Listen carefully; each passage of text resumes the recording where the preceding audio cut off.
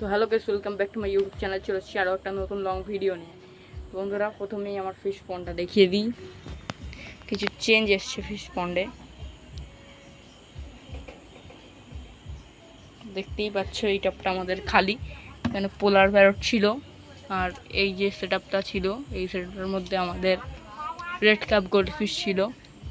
তো red cup গোল্ডফিশগুলো কিন্তু কাজেই সেল করে দিয়েছি করে, আজকে জলটা পরিষ্কার করেছি, এখন ঘোলা রয়েছে এখানে কিন্তু।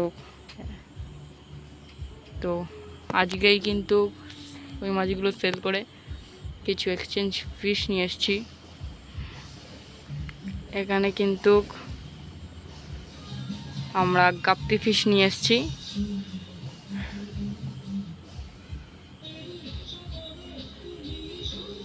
এখানে কিন্তু 5:2 অনুপাতে মেল ফিমেল রয়েছে, দুটো মেল আর রেড, এই যে রেড কালারের, আর বাদবাকি সব ফিমেল রয়েছে, আর দুটো ইয়েলো টক্সিনো এনেছি। মোটামুটি লোডেড হওয়ার মতন অবস্থায় আছে মাছগুলো। তো এখানে থাকবে, এবং এখানে ফ্রাই হলে মানে বেবি হলে এই টপটাই ছেড়ে দেবো। এই যে মাছগুলো উপরে আসছে। তো এই সেট আপটা কিন্তু আমরা খুব জলদি প্লান্টেড অ্যাকোরিয়াম মানে প্লান্টেড সেট আপ বানিয়ে দেবো এটা। আর এবং আমার পায়রাগুলো সকাল থেকে ছাড়া ছিল, এই যে এখন সন্ধ্যা হতে যায় প্রায়, সবাই এখন বাড়ি ফিরে এসছে। এই যে ঠোঁট পড়ে যাওয়া বাচ্চাটা, আর এই যে এদের মাদাটা। আর আজ তোমাদের দেখাবো আমার যে এই নটটার বাচ্চাটা কত বড় হয়েছে।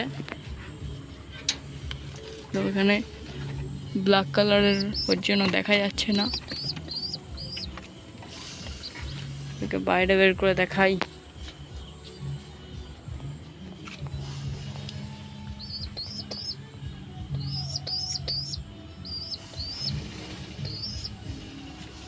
তো এখানে কিন্তু বেবিটার গ্রোথ দেখতেই পাচ্ছ।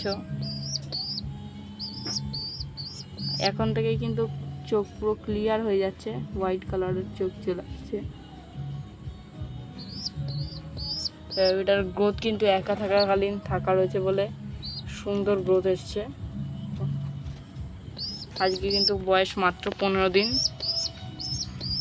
তো এটাকে কিন্তু টেম করব আমরা।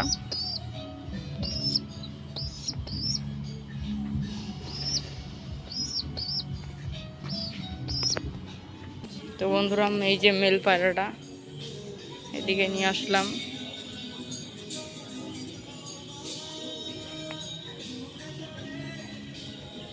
তো মেল পায়রাটা এই যে এখানে ছেড়ে দিই। মেলটা গিয়ে কিন্তু একদম বসে পড়বে। এখন কিন্তু অন্য কোথাও বসে না মেলটা, মানে সব পায়রাগুলোই আমার এমনভাবে সেট হয়ে গেছে যে বাড়ির ওখানে গিয়ে বসে পড়েছে। তো আজকের মতন বন্ধুরা ব্লগটা এইটুকুই। Tata, bye bye.